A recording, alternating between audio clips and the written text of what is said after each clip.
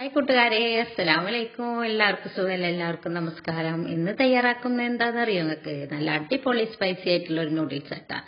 അപ്പൊ അത് തയ്യാറാക്കാൻ വേണ്ടിയിട്ടുള്ള എല്ലാ ഇൻഗ്രീഡിയൻസും ഞാൻ ഇവിടെ താഴെ കൊടുത്തിട്ടുണ്ട്. അത് പ്രകാരം എല്ലാവരും ചെയ്യണേ. അപ്പൊ അതിന് വേണ്ടിയിട്ട് നമ്മൾ നൂഡിൽസ് ആദ്യം വേവിക്കുക. അതിന് ഒരു പാത്രത്തിൽ, കുറച്ച് വലിയ പാത്രത്തിൽ ഒരു മുക്കാ പാത്രം വെള്ളം വെച്ചിട്ട് അതിൽ പാകത്തിന് ഉപ്പും കൂടെ ചേർത്ത് വെച്ചിട്ട് അത് നമുക്കൊന്ന് അടച്ചു വെക്കാം. ഇനി ആ വെള്ളം തിളച്ച് വരുമ്പോൾ ഞാൻ 1/2 കിലോ നൂഡിൽസാണ് ഇതിലേക്ക് ഇട്ട് കൊടുക്കുന്നത്. ആ വലിയ നൂഡിൽസ് ആട്ടാ. അപ്പം അത് ഇട്ട് കൊടുത്തിട്ട് അതിൽ സ്വല്പം വെളിച്ചെണ്ണ ചെറുനാരങ്ങയുടെ നീരും കൂടെ പിഴിഞ്ഞിട്ട് അതും കൂടെ ഒഴിച്ചു കൊടുത്തിട്ട് അത് നമുക്ക് വാർത്തെടുക്കാം.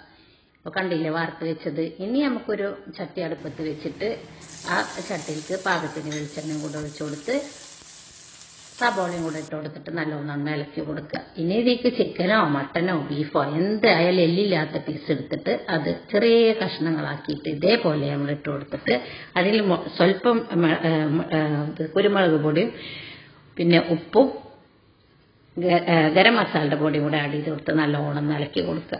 ഇനി തക്കാളിയും കൂടെ ഇട്ട് കൊടുത്ത് പച്ചമസാല, ഇഞ്ചി വെളുത്തുള്ളിയും പച്ചമുളക് കൂടെ ചതച്ചിട്ടുള്ള പച്ചമസാലയും കൂടെ ചേർത്ത് കൊടുത്ത് ചിക്കൻ മസാലയാണ് ഞാൻ ഇതിലേക്ക് ആഡ് ചെയ്ത് കൊടുക്കുന്നത്. അതും കൂടെ ഇട്ട് കൊടുത്തിട്ട് ക്യാരറ്റ് ബീൻസൊക്കെ ഇതേപോലെ അരിഞ്ഞ് വെച്ചിട്ടുണ്ടായിരുന്നു. അതും കൂടെ ഇട്ട് കൊടുത്തിട്ട് സ്വല്പം വെള്ളം കൂടെ ചേർത്ത് കൊടുത്തിട്ട് നല്ലോണം ഒന്ന് മിക്സ് ചെയ്ത് കൊടുക്കുക.